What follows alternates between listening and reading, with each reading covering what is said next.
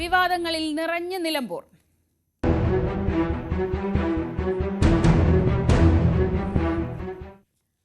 PV അൻവറിന്റെ കാര്യത്തിൽ ഒരു പരിഹാരം പെട്ടെന്നുണ്ടാകുമെന്ന് രമേശ് ചെന്നിത്തല ന്യൂസ് 18നോട് അൻവറുമായി ചർച്ചകൾ നടത്തും. അൻവർ നിലമ്പൂരിൽ മത്സരിക്കില്ലെന്നാണ് പ്രതീക്ഷ. പ്രതിപക്ഷത്തിന് അൻവർ ഒരു തലവേദന അല്ലെന്നും രമേശ് ചെന്നിത്തല പറഞ്ഞു. KC വേണുഗോപാൽ അൻവറിനോട് മുഖം തിരിച്ചിട്ടില്ലെന്നും ലീഗും കോൺഗ്രസും തമ്മിൽ ഈ വിഷയത്തിൽ അഭിപ്രായ വ്യത്യാസം ഒന്നുമില്ലെന്നും ചെന്നിത്തല ന്യൂസ് 18നോട് പ്രതികരിച്ചു. നിലമ്പൂർ അംഗം തുടങ്ങുന്നതിന് മുൻപേ UDF ക്യാമ്പിലും കോൺഗ്രസ് ക്യാമ്പിലും അൻവർ വിഷയത്തിൽ ആശയക്കുഴപ്പമുണ്ട് എന്ന വാർത്തകൾക്കിടയിലാണ് കോൺഗ്രസ് നേതാവ് ശ്രീ രമേശ് ചെന്നിത്തല നമുക്കൊപ്പം ചേരുന്നത്. സാർ, ഇത് അൻവർ വിഷയത്തിൽ ഇനി ഞങ്ങൾക്കൊന്നും പറയാനില്ല, ഇതൊക്കെ പ്രതിപക്ഷത്തിന്റെ കാര്യമാണ്, അവിടെ നടക്കുന്നത് പൊട്ടിത്തെറിയാണ് എന്ന് MV ഗോവിന്ദൻ മാസ്റ്റർ പറഞ്ഞ് മണിക്കൂറായിട്ടേ ഉള്ളൂ. അതായത് എന്തോ വലിയ വിഷയങ്ങൾ നടക്കുകയാണ്. ഒരു വിഷയമില്ല. UDF ഒരു മനസ്സോടെ വളരെ ശക്തമായി പ്രവർത്തനങ്ങളുമായിട്ട് മുന്നോട്ട് പോവുകയാണ്. ഞാൻ ഇന്ന് രാവിലെ 10 മണിക്ക് ഇവിടുന്ന് ഷൊർണൂരിലെത്തി അവിടെ മണ്ഡലം കൺവെൻഷനിൽ പങ്കെടുക്കാൻ പോവുകയാണ്. എല്ലാ UDF നേതാക്കളും ഒരു മനസ്സോടെയാണ് അവിടെ പ്രവർത്തിക്കുന്നത്. പിന്നെ അൻവറിൻ്റെ കാര്യത്തിൽ പരിഹരിക്കാൻ ശ്രമങ്ങൾ നടത്തിക്കൊണ്ടിരിക്കുകയാണ്. പരിഹരിക്കാൻ വേണ്ടി എല്ലാ ശ്രമങ്ങളും ഞങ്ങൾ നടത്തുകയാണ്. ഏതായാലും ഞങ്ങളെ സംബന്ധിച്ചിടത്തോളം ഈ തെരഞ്ഞെടുപ്പ് ജനങ്ങളുടെ പ്രതീക്ഷയ്ക്ക് തുയർന്ന് മുന്നോട്ട് കൊണ്ടുപോവുക എന്നുള്ളതാണ്. ജനങ്ങൾ ആഗ്രഹിക്കുന്ന എന്താണ്? ഒരു ഭരണമാറ്റമാണ്. 9 വർഷത്തെ ദുർഭരണം കേരളത്തെ തകർത്തെറിഞ്ഞു. ആ ദുർഭരണത്തിൽ നിന്ന് കേരളത്തെ മോചിപ്പിക്കാനുള്ള ഒരവസരമാണ് നിലമ്പൂരിലെ ജനങ്ങൾക്ക് ലഭിച്ചിട്ടുള്ളത്. നിലമ്പൂർ എന്നും കോൺഗ്രസിൻ്റെ ശക്തി ദുർഗമാണ്. കഴിഞ്ഞ 2 തവണ ഞങ്ങൾക്ക് കാല് തെറ്റി എന്നുള്ള സത്യമാണ്. ഇത്തവണ അത് പിടിച്ചെടുക്കും എന്നുള്ള വിശ്വാസത്തോടെയാണ് ഞങ്ങൾ മുന്നോട്ട് പോകുന്നത്. ഈ പിണറായി സത്തിനെതിരെയുള്ള ഒരു തെരഞ്ഞെടുപ്പായിരിക്കും നിലമ്പൂരിൽ നടക്കുക എന്ന് പറയുന്ന ആള് അൻവറാണ്. അൻവർ ഈ കഴിഞ്ഞ മാസങ്ങൾ മുഴുവൻ LDF ഗവൺമെന്റിനെതിരെ പറയുന്നു. അത് കോൺഗ്രസ് പറയുന്ന അതേ കാര്യമാണ്, UDF പറയുന്ന അതേ കാര്യമാണ്. പക്ഷേ ഇങ്ങനൊരു ഒരു ഫ്രിക്ഷൻ ഉണ്ടാകുമ്പോൾ സ്വാഭാവികമായിട്ടും അൻവറിന്റെ ഫോക്കസ് പോലും ഇന്നലെ നടത്തിയ വാർത്താ സമ്മേളനത്തൊക്കെ UDFനെതിരെയാണ് പറഞ്ഞുകൊണ്ടിരുന്നത്. ഇത് അനാവശ്യമായി പോയോ? ഇത് പ്രതീക്ഷിക്കാത്ത കാര്യമാണ്. അത് എൻ്റെ ആ പ്രശ്നം പരിഹരിക്കാൻ ശ്രമിക്കുന്ന ഒരു വ്യക്തിയാണ്. എല്ലാവരുമായി സംസാരിച്ച് ആ പ്രശ്നം ഇല്ലാതാക്കാൻ അല്ലെങ്കിൽ യോജിച്ച് മുന്നോട്ട് കൊണ്ടുപോകുന്ന പ്രവർത്തനത്തിന് നേതൃത്വം കൊടുക്കുന്ന ഒരാളാണ്. അതുകൊണ്ട് ഞാൻ വിവാദങ്ങളിലേക്കില്ല. പക്ഷേ നമുക്കിന്ന് ആവശ്യം എന്താണ്? കേരളത്തിലെ ഈ പിണറായിയുടെ ദുർഭരണത്തെ അവസാനിപ്പിക്കുക. കേരളം അതിന് തയ്യാറെടുത്ത് നിൽക്കുകയാണ്. ജനങ്ങൾ എങ്ങനെങ്കിലും ഈ ഗവൺമെൻറ് മാറി പുതിയൊരു ഗവൺമെൻറ് വരണമെന്ന് ആഗ്രഹിക്കുന്നു. ആ ആഗ്രഹത്തിൻ്റെ സഫലീകരണത്തിന് വേണ്ടിയാണ് എല്ലാവരും നിൽക്കേണ്ടത്. ചെറിയ ചെറിയ കാര്യങ്ങളൊക്കെ വിസ്മരിച്ചുകൊണ്ട് എല്ലാവരും ആ വലിയ ലക്ഷ്യത്തിലേക്ക് എത്താൻ വേണ്ടി പ്രവർത്തിക്കണം. നിലമ്പൂർ തേക്കും ആര്യാടനും ആണ് ഏറ്റവും പ്രധാനപ്പെട്ട 2 പേരുകളെന്ന് താങ്കൾ തന്നെ സമൂഹ മാധ്യമങ്ങളിൽ പറഞ്ഞ കാര്യമാണ്. പക്ഷേ അതേ ആര്യാടൻ ഷൗക്കത്തിനെതിരെ ഏത് ചെകുത്താനാണെങ്കിലും അതല്ലെങ്കിൽ ഒരു വടി നിർത്തിയാലും വിജയിക്കും എന്ന തരത്തിലൊക്കെ അൻവർ പറഞ്ഞു. അപ്പം ഇത് കുറച്ചും കൂടെ ഒരു സമവായത്തിന്റെ ഒരു പാതയിലേക്ക് അൻവർ വരാത്തത് ഇപ്പം താങ്കൾ ഇതിനകത്ത് മുഴുവൻ അനുനയത്തിന്റെ ഭാഷയിലാണ് സംസാരിച്ചുകൊണ്ടിരിക്കുന്നത്. അതിലൊരു ബുദ്ധിമുട്ടുണ്ടോ? നമ്മുടെ ലോകത്ത് ഏറ്റവും പ്രശസ്തമാണ് നിലമ്പൂർ തേക്ക്. ഞാൻ കഴിഞ്ഞ ദിവസം ബഹ്റിനിൽ പോയപ്പോൾ അവിടുത്തെ പള്ളിയിൽ പോലും വർഷങ്ങൾക്ക് മുമ്പ് അവിടുത്തെ തേക്ക് കൊണ്ടാണ് അവിടുത്തെ കഥകൾ പോലും നിർമ്മിച്ചിട്ടുള്ളത്. ലോകപ്രശസ്തമായ ബ്രിട്ടീഷുകാരുടെ കാലത്തിനപ്പുറം മുതൽ വളരെ ലോകപ്രശസ്തമായതാണ് നിലമ്പൂരിലെ തേക്ക്. അതുപോലെ തന്നെയാണ് ആര്യാടൻ്റെ ഓർമ്മകളും. അത് ഞാൻ ഫേസ്ബുക്കിൽ കുറിച്ചത് സത്യമാണ്. ആ 2 കാര്യവും പ്രത്യേകിച്ച് കോൺഗ്രസിന് ശക്തമായ അടിത്തറയുള്ള UDFന് ശക്തമായ അടിത്തറയുള്ള മണ്ഡലമാണ് നിലമ്പൂർ. അത് വീണ്ടെടുക്കാൻ വേണ്ടിയുള്ള ശ്രമമാണ്. ആ ശ്രമത്തിൽ എല്ലാവരെയും കൂട്ടി നിർത്താനാണ് ഞങ്ങൾ ശ്രമിക്കുന്നത്. അതാണ് ഇന്ന് ആവശ്യം. അതിനു വേണ്ടിയുള്ള ശ്രമം തുടരും. ഈ കോൺഗ്രസിൽ നേതാക്കന്മാരിൽ രമേശ് ചെന്നിത്തല, K മുരളീധരൻ, അതല്ലെങ്കിൽ UDFൽ കുഞ്ഞാലിക്കുട്ടി, കോൺഗ്രസിൽ തന്നെ K സുധാകരൻ, ഇവരെല്ലാം തനിക്കൊപ്പമാണ് നിന്നത്, താൻ പറയുന്നത് അവർ മനസ്സിലാക്കി എന്ന് PV അൻവർ പറയുന്നുണ്ട്. അൻവർ ഈ എതിർത്തു പറയുന്നത് അല്ലെങ്കിൽ അൻവർ ലക്ഷ്യമിടുന്നത് പ്രതിപക്ഷ നേതാവിനെ മാത്രമാണ് എന്ന ഒരു വിഷയം വരുമ്പോഴാണ് ഈ ആശയക്കുഴപ്പമുണ്ടോ പാർട്ടിക്കകത്തുനിന്നൊരു ചോദ്യം വരുന്നത്. ഇല്ല, അങ്ങനെയൊന്നുമില്ല. അതുകൊണ്ടാണ് ഞാൻ പറഞ്ഞത് എല്ലാവരുമായി സംസാരിച്ച് പ്രശ്നപരിഹാരത്തിന് വേണ്ടിയുള്ള ശ്രമമാണ് നടത്തുന്നത്. ചെറിയ ചില്ലറ പ്രശ്നങ്ങളുണ്ടെങ്കിൽ അതെല്ലാം ഞങ്ങൾ വലിയ വിശാലമായ ലക്ഷ്യത്തിന് വേണ്ടി തെറ്റിദ്ധാരണകളുണ്ടെങ്കിൽ, കമ്മ്യൂണിക്കേഷൻ ഗ്യാപ്പ് ഉണ്ടെങ്കിൽ അതെല്ലാം പരിഹരിക്കാനാണ് ശ്രമിക്കുന്നത്. ഈ അൻവർ അപ്പോൾ ഇനി ഒരുപക്ഷെ ഇന്ന് KC വേണുഗോപാലിനെ കാണുന്നത് നടന്നില്ല. അതുകൊണ്ട് അതിൽ കെ സിക്ക് ഒരു വിമുഖതയുണ്ടോ ആ വിഷയത്തിൽ? കെ സി വേണുഗോപാൽ അദ്ദേഹത്തെ വിളിച്ചിരുന്നു, അദ്ദേഹത്തെ കിട്ടിയില്ല. വേണുഗോപാൽ എന്നോട് തന്നെ പറഞ്ഞിരുന്നു. അദ്ദേഹത്തോട് സംസാരിക്കണമെന്ന് ആഗ്രഹം പ്രകടിപ്പിച്ചപ്പോൾ ഞങ്ങൾ എല്ലാവരും പറഞ്ഞ് അദ്ദേഹത്തോട് സംസാരിക്കുന്നതിൽ തെറ്റില്ല. അതിൻ്റെ അടിസ്ഥാനത്തിൽ സംഘടനാ ചുമതലയുള്ള ACC ജനറൽ സെക്രട്ടറി നിരവധി തവണ അദ്ദേഹത്തെ ഫോണിൽ വിളിച്ചിട്ട് കിട്ടിയില്ലെന്നാണ് എനിക്ക് മനസ്സിലായിട്ടുള്ളത്. അപ്പോൾ ഏതായാലും ആ സംസാരം തുടരും, അതിനുള്ള ചർച്ചകൾ തുടരും. അതായത് അൻവർ വേറെ മത്സരിക്കില്ല, തൃണമൂലിന്റെ കൂടെ മത്സരിക്കില്ല എന്നൊരു പ്രതീക്ഷയുണ്ട് ഇപ്പോൾ എന്നാണ് ഞങ്ങൾ ആഗ്രഹിക്കുന്നത്. അതിനുവേണ്ടിയുള്ള ശ്രമം ഞങ്ങൾ തുടരുകയാണ്. അതോടൊപ്പം തന്നെ CPM പറയുന്നത് പോലെ ഇത് ഇനി ഈ തലവേദന നിങ്ങൾ കൊണ്ട് നടക്കട്ടെ എന്ന് പറയുന്നതും കോൺഗ്രസ് ആ തരത്തിലല്ല കാണുന്നത്. ഏതായാലും 9 വർഷക്കാലം ആ തലവേദന അവർ തന്നെയാണല്ലോ കൊണ്ടുവന്നത്. ഞങ്ങൾക്ക് ഏതായാലും തലവേദനയായിട്ട് തോന്നുന്നില്ല. ഞങ്ങളുടെ UDFനെയും UDFൻ്റെ ആശയങ്ങളെയും പിന്തുണയ്ക്കുന്ന ആരെയും ചേർത്ത് നിർത്തുക എന്നുള്ളതാണ് ഞങ്ങളുടെ സമീപനം. അതാണ് ഞങ്ങളിന്ന് കാണിച്ചിട്ടുള്ളത്. അല്ലാണ്ട് ഞങ്ങളുടെ കൂടെ വന്ന ഒരാളിനെ കാലുമാറ്റി സ്ഥാനാർത്ഥിയാക്കുന്ന സ്വഭാവമൊന്നും ഞങ്ങളാരും കാണിച്ചിട്ടില്ല. അതല്ല MV ഗോവിന്ദൻ തന്നെയാണ്, പിണറായി വിജയൻ തന്നെയാണ് ചെയ്തിട്ടുള്ളത്. ഇവിടെയും സ്ഥാനാർത്ഥിയെ പ്രഖ്യാപിക്കാതിരിക്കുന്നത് ആരെയെങ്കിലും കാലുമാറ്റാൻ കഴിയുമോ എന്ന് നോക്കിയാണ്. പക്ഷേ ഇവിടെ ആരെയും കാലുമാറ്റാൻ കഴിയില്ല എന്നുള്ളതാണ് സത്യം. രമേശ് ചെന്നിത്തല എന്ന നേതാവിനെ കുറിച്ചൊക്കെ വളരെ സ്നേഹത്തിലാണ് അൻവർ പറയുന്നത്. അപ്പോഴും പറയുന്നു, ഈ പേരെടുത്ത് പറയാതെ പറഞ്ഞു, UDF നന്ദികേട് കാണിച്ചു. മിൻഹാജിന് പോലും CPM പോകേണ്ടി വന്നത് UDF തന്റെ മുഖത്ത് ചവിട്ടിയത് കൊണ്ടാണ്, അല്ലെങ്കിൽ കോൺഗ്രസ് അല്ല, അത് വേറെ കാര്യമാണ്. പാലക്കാട് മത്സരിച്ച സ്ഥാനാർത്ഥിയായിരുന്നു, അവസാനം അദ്ദേഹം പിൻവലിച്ചതാണ്. അദ്ദേഹം ഏത് പാർട്ടിയിൽ പോകുന്നുള്ളത് അവരുടെ കാര്യമാണ്, അത് നമ്മളുമായി ബാധിക്കുന്ന കാര്യമൊന്നും. ഈ ലീഗിൻ്റെ ഒരു കാര്യം കൂടെ, ലീഗിൽ ഈ വിഷയത്തിനകത്ത് അൻവറിനെ UDFൽ എടുക്കണമെന്ന ആഗ്രഹമുണ്ട്. പക്ഷേ കോൺഗ്രസിൽ ഒരു വിഭാഗം മാറി നിൽക്കുന്നതാണ് പ്രശ്നം വരുന്നത്. ആ തരത്തിലുള്ള വാർത്ത അങ്ങനെ അതൊന്നും ശരിയല്ല. എല്ലാം ലീഗ് നേതൃത്വവുമായി കൂടിയാലോചിച്ച് തന്നെയാണ് UDF മുന്നോട്ട് പോകുന്നത്. തമ്മിൽ ഒരു അഭിപ്രായ വ്യത്യാസം. ഒറ്റ കാര്യം കൂടെ, സെമി ഫൈനൽ എന്ന് പറയുന്ന ഒരു തെരഞ്ഞെടുപ്പാണല്ലോ ഈ സമയത്ത് വരുന്നത്. അപ്പം ഇതൊരു ഫൈനലിലേക്ക് കടക്കുമ്പോൾ കോൺഗ്രസിനെ സംബന്ധിച്ചിടത്തോളം അപ്പോഴും ആരാണ് പ്രധാനപ്പെട്ട മുഖം എന്നുള്ളൊരു ചോദ്യമുണ്ട്. അത് കോൺഗ്രസ് ഒരു പാർട്ടിയെ സംബന്ധിച്ചിടത്തോളം ഒരു ജനകീയ ഒരു പ്രോസസ്സൊക്കെ തന്നെയാണ്. എങ്കിലും അങ്ങനെ ഒരു മുഖ്യമന്ത്രി വ്യക്തമല്ലേ, UDF ആണ് മുഖം. UDFന്റെ മുഖം വെച്ചുകൊണ്ടാണ് ഞങ്ങൾ തെരഞ്ഞെടുപ്പിൽ മത്സരിക്കുന്നത്. അതൊരു സംശയവും വേണ്ട. മുഖ്യമന്ത്രി സ്ഥാനാർത്ഥി ആരാണെന്നുള്ളതിൽ എപ്പോഴും ആശയക്കുഴപ്പമുണ്ടോ? CPM പറഞ്ഞുകൊണ്ടേയിരിക്കുന്നു. UDF ആണ്, UDF ആണ് മുഖം. ആ UDF മുഖം മുന്നോട്ട് വെച്ചുകൊണ്ടാണ് ഞങ്ങൾ മത്സരിക്കുന്നത്. ഞങ്ങൾ ഇത്തവണ ജനങ്ങൾ ആഗ്രഹിക്കുന്നത് പോലെ തന്നെ ഒരു മനസ്സോടെ പ്രവർത്തിക്കും. ഒരു അഭിപ്രായ വ്യത്യാസമില്ല, മുന്നോട്ട് പോകും. കേരള ജനത അത് ആഗ്രഹിക്കുന്നു. UDF ഒരുമിച്ച് നിൽക്കണം, ഐക്യത്തോടെ പോകണം. ആ ഐക്യത്തോടെ പോകും. ഞങ്ങൾ ഇത്തവണ ഭരണം തിരിച്ചു പിടിക്കും എന്ന കാര്യത്തിൽ സംശയം. യെസ്, രമേശ് ചെന്നിത്തല സംസാരിക്കുകയായിരുന്നു അപർണ കുറുപ്പുമായി. അൻവറിൻ്റെ കാര്യത്തിൽ ആശയക്കുഴപ്പമൊന്നുമില്ല, അൻവറുമായി ഇനിയും സംസാരിക്കും എന്നതാണ്. ഒരു സമവായത്തിൻ്റെ പാതയിലാണ് രമേശ് ചെന്നിത്തല കാര്യങ്ങൾ പറയുന്നതെങ്കിലും ഇക്കാര്യത്തിൽ ഇനി എങ്ങനെയായിരിക്കും അൻവറിൻ്റെ ഭാഗത്തു നിന്ന് ഒരു സമവായ നീക്കമുണ്ടാവുമോ എന്നതാണ് അറിയേണ്ടത്. അപ്പോഴും ആരൊക്കെയാണ് സ്ഥാനാർത്ഥികൾ മറ്റു മുന്നണികളുടെ എന്ന കാര്യത്തിലൊക്കെ ഇപ്പോഴും ഒരു തീരുമാനമൊന്നും ആയിട്ടില്ല. വിവരങ്ങളുമായി അപർണ തന്നെ ചേരുന്നുണ്ട്. അപർണ, ഇന്നലെ ഒരു ദിവസം കഴിഞ്ഞപ്പോഴത്തേക്കും മിനിഞ്ഞാന്ന് രാത്രിയിൽ ഉണ്ടായിരുന്ന ഒരു സമാധാനാന്തരീക്ഷമല്ല അൻവറിനെ സംബന്ധിച്ച് ഉണ്ടായിരുന്നത് നിലമ്പൂരിൽ. അൻവറിൻ്റെ ഇന്നലത്തെ വാർത്താ സമ്മേളനം പിന്നാലെയുള്ള പ്രതികരണങ്ങൾ, ലീഗിൻ്റെ പ്രതികരണമൊക്കെ ശ്രദ്ധേയമായിരുന്നു. അതായത് ചെന്നിത്തല ഇപ്പോഴും വളരെ ശുഭാപ്തി വിശ്വാസത്തിലാണോ? അവിടെ പ്രശ്നങ്ങളൊക്കെ കഴിഞ്ഞ് അൻവർ തന്നെ മുൻകൈ എടുത്തൊരു പരിഹാരം ഉണ്ടാകും, അങ്ങനെ ഇപ്പോഴും അദ്ദേഹം പ്രതീക്ഷിക്കുന്നുണ്ട്?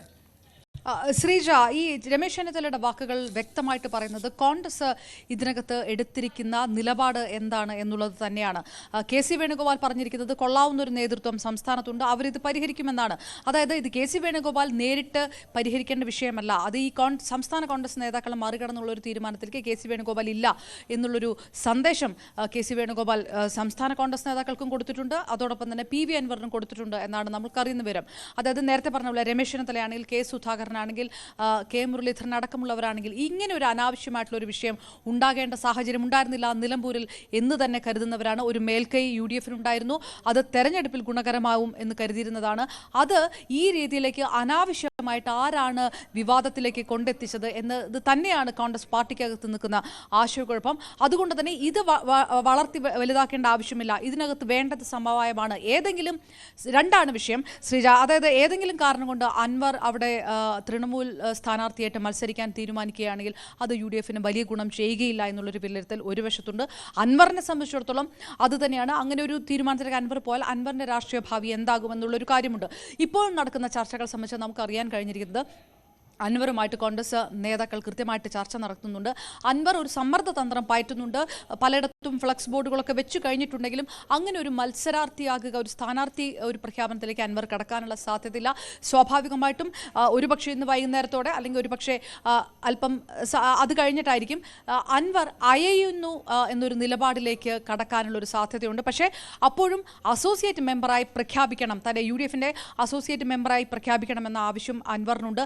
ആ ആവശ്യത്തിലേക്ക് കടക്കണം എന്നുണ്ടെങ്കിൽ ആദ്യം ആര്യാടൻ ഷൗക്കത്ത് എന്ന് പറഞ്ഞ UDF സ്ഥാനാർത്ഥിയെ അൻവർ അംഗീകരിക്കണം. അത് അംഗീകരിച്ചുകൊണ്ടുള്ള ഒരു പ്രസ്താവന അൻവറിന്റെ ഭാഗത്തുനിന്നുണ്ടാവുക. അതിന് പകരമായിട്ട് UDF അൻവറിനെ അസോസിയേറ്റ് മെമ്പറായിട്ട് അംഗീകരിച്ചുകൊണ്ടുള്ള ഒരു നിലപാട് പ്രഖ്യാപിക്കുക. ഈ തരത്തിലുള്ള ഒരു ധാരണയുടെ പുറത്താണ് ഇപ്പോൾ ചർച്ചകൾ നടക്കുന്നത് എന്നാണ് അറിയാൻ കഴിയുന്നത്. അതായത് വലിയ രീതിയിലേക്കുള്ള ഒരു പ്രതിഷേധവും വിമർശനമൊക്കെ ഇന്നലെ PV അൻവർ വാർത്താ സമ്മേളനത്തിൽ നടത്തിയെങ്കിലും കേരളത്തിലെ കോൺഗ്രസ് നേതാക്കളിൽ പ്രധാനപ്പെട്ടവർ രമേശ് ചെന്നിത്തല അടക്കമുള്ളവർ ഇതിലൊരു സമവായം ഉണ്ടാക്കാൻ ശ്രമിക്കുന്നു. ആ തരത്തിലുള്ള ഒരു നീക്കുപോക്കിലേക്ക് കാര്യങ്ങൾ പോകുമെന്നുള്ളതാണ്. പ്രതിപക്ഷ നേതാവ് VD സതീശനെ മാത്രം ടാർഗറ്റ് ചെയ്തുകൊണ്ട് അൻവർ നടത്തുന്ന വിമർശനങ്ങളിൽ ആ തരത്തിൽ ഇടപെടേണ്ട അല്ലെങ്കിൽ ആ തരത്തിൽ പ്രതികരിക്കേണ്ട എന്നൊരു നിലപാട് ഈ പ്രധാനപ്പെട്ട കോൺഗ്രസ് നേതാക്കന്മാർക്കുണ്ട് എന്നുകൂടിയാണ് നമ്മൾ മനസ്സിലാക്കാൻ കഴിയുന്നത്. അതുകൊണ്ടാണ് ഈ നിമിഷത്തിൽ പോലും രമേശ് ചെന്നിത്തല അടക്കമുള്ളവർ പറയുന്നത് സമാധാനമുണ്ടാകും, പരിഹരിക്കും. അൻവർ CPMന് എങ്ങനെയാണ് അൻവർ എന്നതുപോലെയല്ല, അൻവർ ഞങ്ങൾക്ക് തലവേദനയല്ല എന്ന് പറഞ്ഞത്. അത് പരിപൂർണമായിട്ടും നടക്കുന്നത് ഒരു സമാധാന ചർച്ചയുണ്ട്. ആ തരത്തിലേക്ക് കാര്യങ്ങൾ പോകും. പക്ഷേ അതുവരെ ഏതെല്ലാം സമ്മർദ്ദ തന്ത്രങ്ങളും എന്തെല്ലാം മാധ്യമങ്ങൾക്ക് മുന്നിലുള്ള പ്രതികരണങ്ങളൊക്കെയാണ് അൻവർ നടത്തുക എന്ന് നമുക്കറിയാം. അൻവറിൻ്റെ ഒരു രാഷ്ട്രീയ ചരിത്രം തന്നെ ആ തരത്തിലുള്ള പ്രതികരണങ്ങളൊക്കെ നടത്തുന്ന ഒരാളാണ് അൻവർ. ആ ഒരു നീക്കത്തിലേക്ക് അൻവർ പോകുമോ? ഏതായാലും KC വേണുഗോപാലോ ഹൈക്കമാൻഡോ അല്ല ഇതിനകത്ത് തീരുമാനമെടുക്കുന്നത്. KC തന്നെ ഈ വിഷയം കേരളത്തിലെ കോൺഗ്രസ് നേതാക്കൾക്ക് വിട്ടുകൊടുത്തിരിക്കുന്നു. ആ കോൺഗ്രസ് നേതാക്കൾ എന്ന് പറയുന്നിടത്ത് പ്രധാനമായി നേരത്തെ പറഞ്ഞ K സുധാകരൻ അടക്കമുള്ളവർ, രമേശ് ചെന്നിത്തല അടക്കമുള്ളവരാണ്. അങ്ങനെ ഒരുമിച്ചുള്ള ഒരു തീരുമാനത്തിലേക്ക് കടക്കും. അതൊരു നീക്കുപോക്കിലേക്കും ഒരു സമവായത്തിലേക്കും എത്തും എന്നുള്ളൊരു സൂചനയാണുള്ളത്. ആ സൂചന രമേശ് ചെന്നിത്തല വാക്കുകളിൽ പ്രതിഫലിക്കുന്നു എന്നാണ് മനസ്സിലാക്കുന്നത്. ശ്രീജ. അപർണ കുറുപ്പാണ് വിവരങ്ങൾ നൽകിയത് ന്യൂസ് ഡെസ്കിൽ നിന്ന്.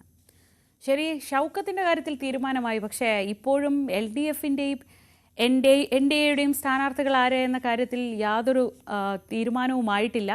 അൻവർ മത്സരിക്കാനുള്ള സാധ്യത കൂടി പരിഗണിച്ചായിരിക്കും CPM സ്ഥാനാർത്ഥിയെ നിശ്ചയിക്കുക എന്ന സൂചനകളാണ് ഇപ്പോൾ പുറത്തുവരുന്നത്. സ്ഥാനാർത്ഥി നിർണയത്തിൽ ഷൗക്കത്തിനൊപ്പം അൻവറിന്റെ ശക്തി ദൗർബല്യങ്ങൾ കൂടി പാർട്ടി പരിഗണിക്കുന്നുണ്ട്. സ്വതന്ത്ര പരീക്ഷണത്തിലേക്ക് നീങ്ങാൻ ആലോചിക്കുമ്പോഴും പാർട്ടി ചിഹ്നത്തിൽ തന്നെ മത്സരിക്കണമെന്ന ആവശ്യവും പാർട്ടിയിൽ ശക്തമാണ്.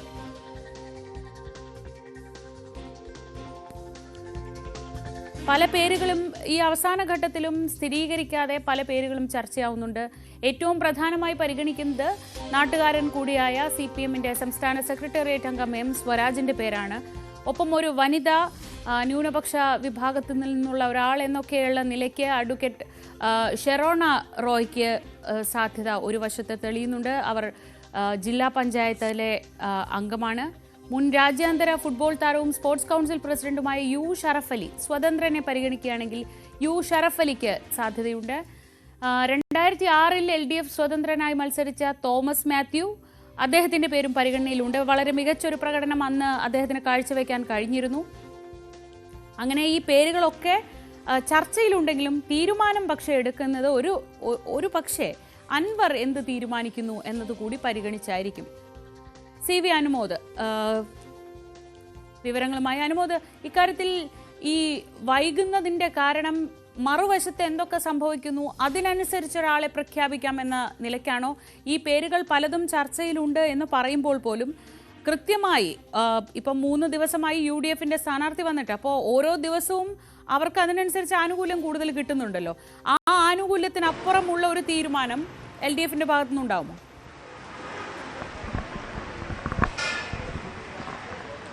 നിലവിലെ സാഹചര്യങ്ങൾ വിലയിരുത്തുകയാണ് LDF. PV അൻവർ മത്സരിക്കുമോ ഇല്ലയോ എന്ന സാഹചര്യം ആദ്യം വ്യക്തമാകേണ്ടതുണ്ട്. അങ്ങനെ PV അൻവർ മത്സരിക്കുകയാണെങ്കിൽ അത് ഏത് തരത്തിൽ ഗുണം ആക്കി തീർക്കാം എന്ന കാര്യത്തിലാണ് LDFന്റെ ആലോചന. അതുകൊണ്ട് തന്നെയാണ് ഈ ഒരു സ്ഥാനാർത്ഥി പ്രഖ്യാപനം അല്പം കൂടി സമയമെടുത്തത് പൂർത്തിയാക്കാം എന്ന് LDF നിശ്ചയിച്ചിരിക്കുന്നത്. നേരത്തെ പറഞ്ഞ പേരുകൾ അല്ലെങ്കിൽ നേരത്തെ നമ്മൾ ചർച്ച ചെയ്ത പേരുകൾ തന്നെയാണ് ഇപ്പോൾ സജീവ പരിഗണനയിലുള്ളത്. അഡ്വക്കേറ്റ് M സ്വരാജും അഡ്വക്കേറ്റ് ഷെറോണ റോയും, ഈ 2 പേരുകൾ തന്നെയാണ് പാർട്ടി ചിഹ്നത്തിൽ മത്സരിക്കാൻ സാധ്യതയുള്ള ഇടതുപക്ഷത്തിൻ്റെ നിലമ്പൂരിൽ സ്ഥാനാർത്ഥിയാകാൻ സാധ്യതയുള്ള 2 നേതാക്കൾ. അതിനു പുറമെ ഈ ഒരു സ്വതന്ത്ര സാധ്യതകൾ അത് ഏകദേശം സാധ്യമല്ല എങ്കിൽ പോലും പൂർണ്ണമായും തള്ളിക്കളയുന്ന സാഹചര്യത്തിലേക്ക് എത്തിയിട്ടില്ല. അങ്ങനെ ഒരു സ്വതന്ത്രരെ പരീക്ഷിക്കുകയാണെങ്കിൽ തോമസ് മാത്യുവിൻ്റെ പേര്, പക്ഷേ അദ്ദേഹം കുറേ കാലമായി രാഷ്ട്രീയത്തിലോ സജീവമായിട്ട് പൊതുപ്രവർത്തന രംഗത്തോ 2006 ശേഷം ഇടതുപക്ഷത്തിൻ്റെ വേദികളിലോ അത്ര സജീവമല്ല. എന്നിരുന്നാൽ പോലും മാറിയ സാഹചര്യത്തിൽ മലയോര മേഖലയിലെ ഒരു പ്രതിനിധി എന്ന നിലയിലും ആ മേഖലയിൽ നിന്നുള്ള വോട്ടുകൾ സമാഹരിക്കാൻ കഴിയുന്ന വ്യക്തി എന്ന നിലയിലും സ്വതന്ത്ര ചിഹ്നത്തിൽ അദ്ദേഹം മത്സരിക്കാനുള്ള സാധ്യത തള്ളിക്കളയാനാകില്ല. പക്ഷേ സ്വതന്ത്ര ചിഹ്നത്തേക്കാൾ കൂടുതൽ ഈ ഒരു ഘട്ടത്തിൽ ഇടതുപക്ഷം പാർട്ടി ചിഹ്നത്തിൽ തന്നെ മത്സരിക്കും. അതിന് ഈ 2 പേരുകളിലേക്ക് തന്നെ ചർച്ചകൾ എത്തും എന്ന കണക്കുകൂട്ടൽ തന്നെയാണ് ഉള്ളത്. ഏറ്റവും പ്രധാനപ്പെട്ടത് നിലവിലെ രാഷ്ട്രീയ സാഹചര്യങ്ങൾ അതും എങ്ങനെ മാറുന്നു എന്നത് മനസ്സിലാക്കി വേണം ഈ തീരുമാനത്തിലേക്ക് എത്തുവാൻ എന്നുള്ളതാണ്. നേരത്തെ സ്ഥാനാർത്ഥി പ്രഖ്യാപനത്തിലൂടെ UDF-ന് ഒരു ചെറിയ മേൽക്കൈ പ്രചരണ രംഗത്ത് ഉണ്ടായിട്ടുണ്ട്. എന്നിരുന്നാൽ പോലും സ്ഥാനാർത്ഥിയെ പ്രഖ്യാപിച്ച് താഴെത്തട്ടിലെ പ്രവർത്തനങ്ങൾ ഇതിനോടകം തന്നെ നടന്നുകൊണ്ടിരിക്കുകയാണ്. അത് മറികടക്കുവാൻ വലിയ ബുദ്ധിമുട്ടുണ്ടാകില്ല എന്ന കണക്കുകൂട്ടൽ തന്നെയാണ് LDF-നുള്ളത്. M സ്വരാജും വിജയനടക്കം മുതിർന്ന നേതാക്കളൊക്കെ നിലമ്പൂരിൽ തന്നെ ക്യാമ്പ് ചെയ്തുകൊണ്ടാണ് ഇവിടുത്തെ പ്രവർത്തനങ്ങൾക്ക് ഇപ്പോൾ നേതൃത്വം കൊടുക്കുന്നത്. അല്പസമയത്തിനകം സ്വരാജ് പാർട്ടി ഏരിയ കമ്മിറ്റി ഓഫീസിലേക്ക് എത്തിച്ചേരുമെന്നാണ് അറിയുന്നത്. നമ്മൾ അദ്ദേഹത്തിൻ്റെ പ്രതികരണം തേടുന്നുണ്ട്. എന്താണെങ്കിലും നിലമ്പൂരിൽ അല്പം വൈകിയാലും ഏറ്റവും മികച്ച സ്ഥാനാർത്ഥി വരുമെന്ന് ഇടതുപക്ഷം വീണ്ടും വ്യക്തമാക്കുന്നുണ്ട്. അതിന് നിലവിലെ രാഷ്ട്രീയ സാഹചര്യങ്ങൾ കൂടി വിലയിരുത്തി അത്തരത്തിൽ ഒരു യുക്തമായ തീരുമാനത്തിലേക്ക് എത്തും എന്ന നിലപാടാണ് ഇടതുപക്ഷത്തിനുള്ളത്. 2 പേരുകളിലേക്ക് ചർച്ചകൾ ഇപ്പോഴും ഒതുങ്ങിയിരിക്കുകയാണ്, അല്ലെങ്കിൽ 2 പേരുകളിലേക്ക് മാത്രമായി ചർച്ചകൾ ഒതുങ്ങിയിരിക്കുകയാണ് എന്നുള്ളതാണ് നിലവിലെ സാഹചര്യം. ശരി ശ്രീജ. MS അനീഷ് കുമാർ കൂടി വിവരങ്ങളുമായി ചേരുന്നുണ്ട്. അനീഷ്, ഇന്ന് അൻവർ നിലമ്പൂരിൽ ഇല്ലെന്ന് മനസ്സിലാക്കുന്നു. എന്തായാലും ഇന്നത്തെ ചർച്ചകൾ നിലമ്പൂരിൽ അൻവർ ഇല്ലെങ്കിലും നിലമ്പൂരിലെ ചർച്ചകളെല്ലാം അൻവറിനെ ചുറ്റിപ്പറ്റിയാണ്. ഈ പ്രത്യേകിച്ച് ഒരു തീരുമാനവും പ്രഖ്യാപിക്കാതെ ഇന്നലത്തെ വാർത്താ സമ്മേളനത്തിൽ ആഞ്ഞടിച്ച ശേഷമുള്ള ഒരു സൈലൻസ്, ഈ സമയത്ത് എന്തൊക്കെ ആലോചനകൾ നടക്കുന്നുണ്ട് അൻവർ ക്യാമ്പിൽ?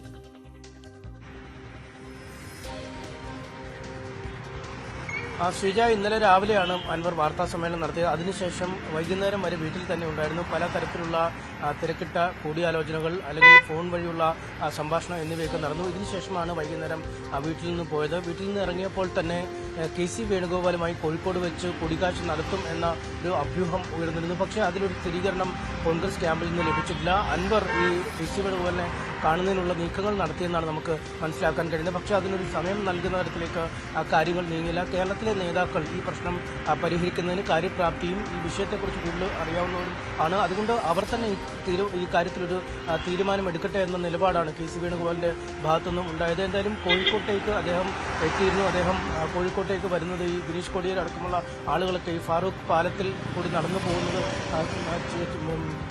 പാട്ടുകളുടെ അകമ്പടിയോടുകൂടിയൊക്കെ സോഷ്യൽ മീഡിയയിൽ പോസ്റ്റ് ചെയ്തിട്ട് കൊടുത്തിട്ടുണ്ട്. എന്തായാലും അതിനുശേഷം കോഴിക്കോട് നിന്നും അദ്ദേഹം ചങ്ങനാശ്ശേരിയിലേക്ക് പോയി എന്ന വിവരമാണ് അൻവറിനോട് അടുത്ത് നിൽക്കുന്ന വൃത്തങ്ങൾ പറയുന്നത്. അവിടെ ഒരു ബന്ധുവിന്റെ മരണാനന്തര ചടങ്ങിൽ പങ്കെടുക്കുന്നതിനായി പോയിരിക്കുന്നു എന്ന് പറയുന്നു. വൈകുന്നേരം മാത്രമേ ഇനി നിലമ്പൂരിൽ മടങ്ങിയെത്താനുള്ള സാധ്യതകൾ ഉള്ളൂ. എന്തായാലും ആ സമയം വരെ നേരിട്ടുള്ള ചർച്ചകൾ നടക്കില്ല. മറുവശത്ത് ഫോണിലൂടെയും മറ്റുമൊക്കെ നിരന്തരമായ ആശയവിനിമയം നേതാക്കളുമായി നടത്തുന്നുണ്ട് എന്നാണ് മനസ്സിലാക്കാൻ കഴിയുന്നത്. പ്രശ്നം എത്രയും പെട്ടെന്ന് പരിഹരിക്കുക എന്നത് UDF-നൊപ്പം അൻവറിന്റെ കൂടെ ആവശ്യമാണ്. ഒരു തെരഞ്ഞെടുപ്പ് രംഗത്തേക്ക് ഇറങ്ങിയാൽ പ്രതീക്ഷിക്കുന്ന രീതിയിൽ ഒരുപക്ഷെ കാര്യങ്ങൾ മുന്നോട്ട് നീങ്ങില്ല. കേവലം ഈ ഉപതെരഞ്ഞെടുപ്പ് മാത്രമല്ല, വരുന്ന നിയമസഭാ തെരഞ്ഞെടുപ്പാണ് അൻവർ പൂർണ്ണമായും ലക്ഷ്യം വയ്ക്കുന്നത്. അതുകൊണ്ട് ഇപ്പോൾ തന്നെ UDF-മായി ഉടക്കി തിരിഞ്ഞാൽ പിന്നീട് രാഷ്ട്രീയ ഭാവി അടക്കമുള്ള കാര്യങ്ങൾ അനിശ്ചിതത്തിലാവും എന്ന കൃത്യമായ ബോധ്യം ഉണ്ട്. എന്തായാലും ആരാദ്യം പറയുമെന്നതാണ് ഇപ്പോഴും കോൺഗ്രസും അൻവറും തമ്മിലുള്ള പ്രശ്നം.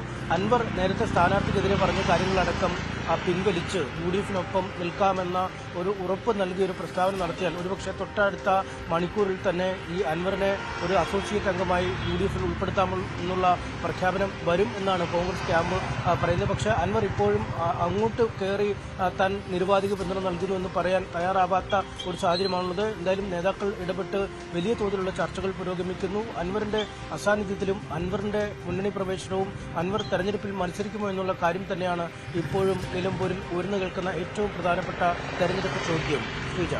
ശരി, MS അനീഷ് കുമാറും CV അനുമോദുമാണ് വിവരങ്ങൾ നൽകിയത്.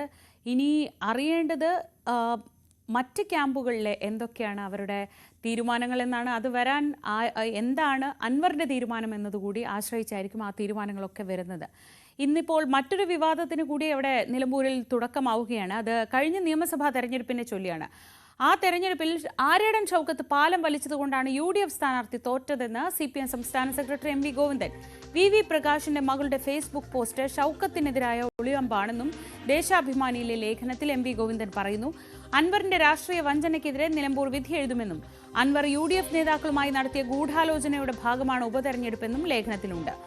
MV ഗോവിന്ദന് മറുപടി നൽകുന്നില്ലെന്നായിരുന്നു ഷൗക്കത്തിന്റെ പ്രതികരണം. തെരഞ്ഞെടുപ്പ് കാലത്ത് പല വിവാദങ്ങളും ഉണ്ടാകുമെന്നും അദ്ദേഹം കൂട്ടിച്ചേർത്തു.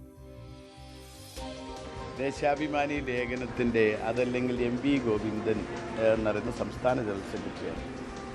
അദ്ദേഹത്തിന് ഞാൻ അല്ലല്ലോ, അതൊക്കെ എൻ്റെ പാർട്ടിക്കാരും കാര്യങ്ങളൊക്കെയാണ്. അതേപോലെ എൻ്റെ പാർട്ടിയുടെ നേതാക്കന്മാരൊക്കെ ഉണ്ട്. അത്തരം കാര്യങ്ങളൊക്കെ അവരുമായി ഞാൻ ഈ ഒരു ചെറിയ സ്ഥാനാർത്ഥി സംസ്ഥാന നേതാവിൻ്റെയും ബാക്കി എല്ലാ കാര്യങ്ങൾക്കും മറുപടി പറയാനല്ലല്ലോ. എനിക്ക് എന്നെ ഏൽപ്പിച്ച ചില ഉത്തരവാദിത്തങ്ങളുണ്ട്.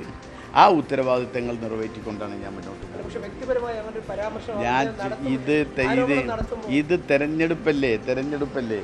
തെരഞ്ഞെടുപ്പാകുമ്പോൾ സ്വാഭാവികമായിട്ടും ഇതൊക്കെ ഒരു തെരഞ്ഞെടുപ്പ് വിവാദങ്ങൾ ഉണ്ടാകും. അതൊക്കെ സ്വാഭാവികമല്ലേ. ഞാൻ അത്തരം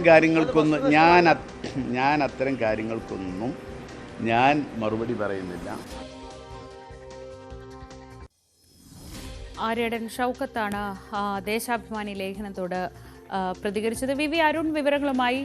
അരുൺ, ഒരു തെരഞ്ഞെടുപ്പ് അടുക്കുമ്പോൾ ഇത്തരം ആരോപണ പ്രത്യാരോപണങ്ങളൊക്കെ പതിവാണെങ്കിലും ഇതിപ്പോൾ കുറച്ചുകൂടി കൊള്ളുന്ന തരത്തിലുള്ള ആരോപണമാണ്. പ്രത്യേകിച്ച് VV പ്രകാശ് ഇന്ന് ജീവിച്ചിരിപ്പില്ല.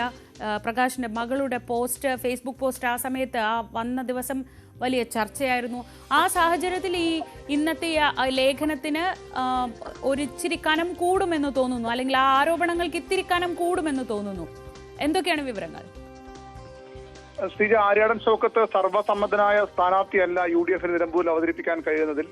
അതാണ് CPM മുതലെടുക്കുന്നത്. ചില എതിർപ്പുകൾ, അത് വലിയ എതിർപ്പുകൾ തന്നെ പല മേഖലകളിലും ആര്യാടൻ ഷൗക്കത്തിനെതിരെയുണ്ട്. അത് പരമാവധി പ്രയോജനപ്പെടുത്തുകയാണ് CPM ലക്ഷ്യം. അത് ഏറ്റവും പ്രധാനമായി ആദ്യമായി അവർ കാണുന്നത് കഴിഞ്ഞ തവണ അൻവറിനോട് 2700 വോട്ടുകൾക്ക് മാത്രം പരാജയപ്പെട്ട VV പ്രകാശിന്റെ കുടുംബത്തിന്റെ പരാതിയാണ്, അല്ലെങ്കിൽ അവരുടെ അതൃപ്തിയാണ്. അദ്ദേഹത്തിനോട് വലിയ ചതി ആര്യാടൻ ഷൗക്കത്ത് ചെയ്തു എന്ന വികാരം ആ കുടുംബത്തിനുണ്ട്. പലപ്പോഴും അവർ രഹസ്യമായും പരസ്യമായും ഒക്കെ വികാരം പ്രകടിപ്പിച്ചിട്ടുമുണ്ട്. ഏറ്റവും ഒടുവിൽ ഷൗക്കത്തിനെ സ്ഥാനാർത്ഥിയെ തീരുമാനിക്കുമെന്ന് ഏറെക്കുറെ ഉറപ്പായപ്പോഴും ഒരു ഫേസ്ബുക്ക് പോസ്റ്റ് പ്രകാശിന്റെ മകൾ ഇട്ടിരുന്നു. അതിലും കൃത്യമായ സന്ദേശം നേതൃത്വം നൽകിയിരുന്നു, തങ്ങൾക്ക് എത്രത്തോളം അതൃപ്തിയുള്ള തീരുമാനമാണ് ഇത് എന്ന്. ഏതായാലും അത് നാളികെത്തിക്കാൻ തന്നെയാണ് CPMന്റെ തീരുമാനം. അതുകൊണ്ടാണ് ഈ ഒരു ലേഖനത്തിൽ ഈ കാര്യം MV ഗോവിന്ദൻ ചൂണ്ടിക്കാട്ടുന്നത്. കഴിഞ്ഞ നിയമസഭാ തെരഞ്ഞെടുപ്പിൽ ഷൗക്കത്ത് പാലം വലിച്ചതുകൊണ്ടാണ് UDF സ്ഥാനാർത്ഥി തോറ്റത്. VV പ്രകാശിന്റെ മകളുടെ ഫേസ്ബുക്ക് പോസ്റ്റ് ഷൗക്കത്തിനെതിരായ ഒളിയമ്പാണെന്ന് MV ഗോവിന്ദൻ പറയുന്നു. മാത്രവുമല്ല, ഈ ആര്യാടൻ ഷൗക്കത്ത് ഈ പാലം വലിച്ചു എന്ന് പറയുമ്പോൾ അത് കോൺഗ്രസിനെ കുറച്ചുകൂടി സമ്മർദ്ദത്തിലാക്കുന്ന ഒരു പ്രസ്താവനയാണ്. നേരത്തെ തന്നെ 2700 വോട്ടുകൾക്ക് മാത്രമാണ് അവിടെ അന്ന് പ്രകാശ് തോറ്റത്. പ്രകാശ് ആ തെരഞ്ഞെടുപ്പ് ഫലം വരാൻ കാത്തിരിക്കാതെ അദ്ദേഹത്തിന് ജീവൻ നഷ്ടപ്പെടുകയും ചെയ്തു. ഒരു സമ്മർദ്ദത്തിന് അദ്ദേഹം എന്നൊക്കെ അന്ന് തന്നെ ആരോപണം ഉയർന്നതാണ്. ഏതായാലും ആ കാര്യം ഒന്നുകൂടി നിലമ്പൂർ ജനങ്ങളുടെ മനസ്സിലേക്ക്, പ്രത്യേകിച്ച് പ്രകാശ് അനുകൂലികളായ കോൺഗ്രസ് പ്രവർത്തകരുടെ നേതാക്കളുടെ മനസ്സുകളിലേക്ക് എത്തിക്കുകയാണ് CPMന്റെ ലക്ഷ്യം. വളരെ കൃത്യമായ ഒരു രാഷ്ട്രീയ നീക്കമാണ് അവർ ഇപ്പോൾ ആ രീതിയിൽ നടത്തുന്നത്. വൈകാരികമായ ഒരു പശ്ചാത്തലം കൂടി ഇത് ഉള്ളതുകൊണ്ട് തന്നെ അത് ആ രീതിയിൽ അവർ മുന്നോട്ട് കൊണ്ടുപോകാൻ തന്നെയാണ് സാധ്യത. ആ അപകടം തിരിച്ചറിഞ്ഞാണ് ഇന്ന് ഷൗക്കത്തിന്റെ പ്രതികരണം വന്നിരിക്കുന്നത്. ശരി, VV അരുണാണ് വിവരങ്ങൾ നൽകിയത് തിരുവനന്തപുരത്ത്. മറ്റു വാർത്തകളിലേക്ക് മടങ്ങിയെത്താം ഇടവേളയ്ക്ക് ശേഷം.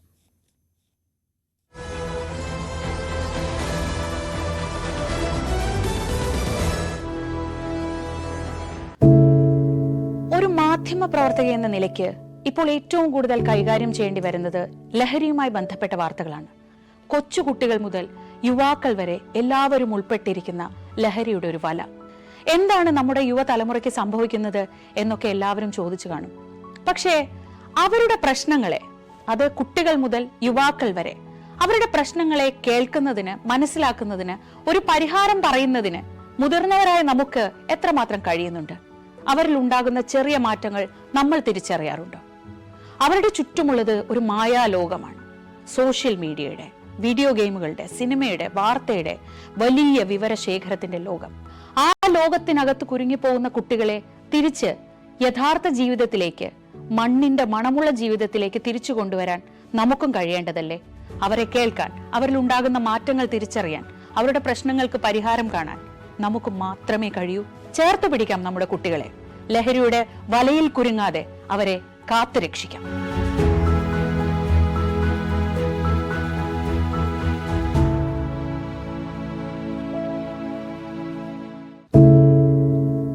എന്തുപറ്റി നമ്മുടെ നാടിന് എന്ന് ചോദിച്ചു പോകുന്ന കാര്യങ്ങളാണ് ഇപ്പോൾ സംഭവിക്കുന്നത്. എന്തൊക്കെയാണ് നമ്മുടെ യുവതലമുറ തെരുവുകളിൽ കാട്ടിക്കൂട്ടുന്നത്? കൊല്ലാൻ പോലും മടികാട്ടാത്ത ഇവർ സ്വബോധത്താൽ ഇങ്ങനെയൊന്നും ചെയ്യില്ല. നാടിന്റെ അഭിമാനമായി വളരേണ്ട യുവത്വത്തെ ഇങ്ങനെ പോകാൻ അനുവദിച്ചുകൂടാ. നമ്മൾ ഓരോരുത്തരും മാതാപിതാക്കൾ കൂടിയാണ്. നേർവഴിക്ക് നടത്താൻ, തെറ്റുകൾ പറഞ്ഞു മനസ്സിലാക്കാൻ നമുക്ക് കഴിയണം. ഇപ്പോഴത്തെ അക്രമ സംഭവങ്ങളിൽ 99% ലഹരിയുടെ, പ്രത്യേകിച്ച് ഗുരുതരമായ ആരോഗ്യ പ്രശ്നങ്ങളിലേക്ക് കൊണ്ടുവന്നെത്തിക്കുന്ന ഡ്രഗ്സിന്റെ ഉപയോഗമുണ്ടെന്ന് മനസ്സിലാക്കിയിട്ടുണ്ട്. ഇത് നിസ്സാരമല്ല. കണ്ടില്ലെന്ന് നടിക്കാൻ ആർക്കുമാവില്ല. ജീവിതം ഒട്ടേറെ ബാക്കിയുണ്ടെന്ന് യുവതലമുറ മനസ്സിലാക്കണം. സ്നേഹിക്കാൻ, സർഗാത്മകത, ലഹരിയുടെ സഹായമില്ലാതെ വളർത്താൻ അവർക്ക് കഴിയണം. നിയമത്തിന്റെ ശക്തി അവരെ ബോധ്യപ്പെടുത്തണം. Say no to drugs, a big yes to life.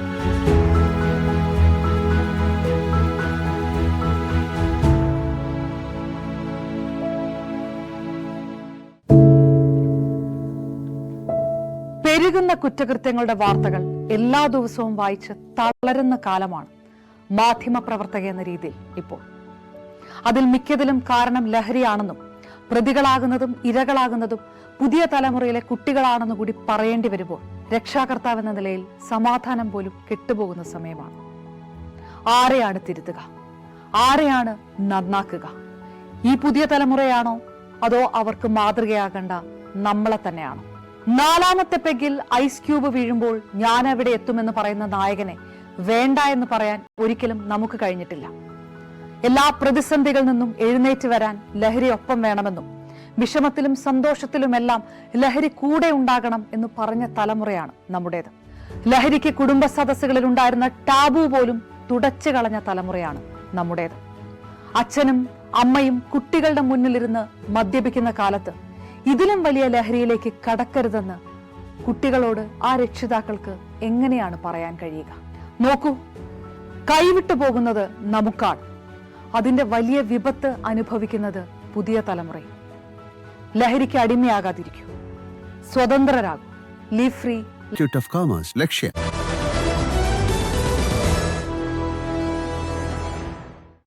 Sasi തരൂരിന്റെ മിന്നലാക്രമണ പരാമർശത്തിൽ കോൺഗ്രസിന് അതൃപ്തി. 2016 മിന്നലാക്രമണമാണ് ഇന്ത്യൻ സൈന്യം ആദ്യമായി നിയന്ത്രണ രേഖ കടന്ന് ചെയ്തത് എന്നാണ് തരൂർ പാനമയിൽ നടത്തിയ പരാമർശം. ഈ പരാമർശത്തോടാണ് നേതാക്കൾക്ക് അമർഷം. തരൂരിനെ BJPയുടെ സൂപ്പർ വക്താവാക്കണമെന്ന കടുത്ത വിമർശനം വരെ കോൺഗ്രസ് നേതാക്കളിൽ നിന്ന് ഉണ്ടാവുന്നു. അതിനിടെ കേന്ദ്രമന്ത്രി കിരൺ റിജിജു അടക്കമുള്ളവർ തരൂരിന് പിന്തുണയുമായി രംഗത്ത് വന്നു. For the first time, India breached the line of control between India and Pakistan to conduct a surgical strike on a terror base, a launch pad, the Uri strike in September 2015. That was already something we had not done before. Even during the Kargil war, we had not crossed the line of control. In Uri we did. Then came the attack in Pulwama in January 2019. This time we crossed not only the line of control, we crossed the international border and we struck a terrorist headquarters in Balakot.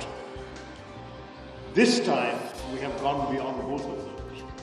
We have not only gone beyond the line of control and the international border, we have struck at the Punjabi heartland of Pakistan by hitting terror bases, training centers, terror headquarters.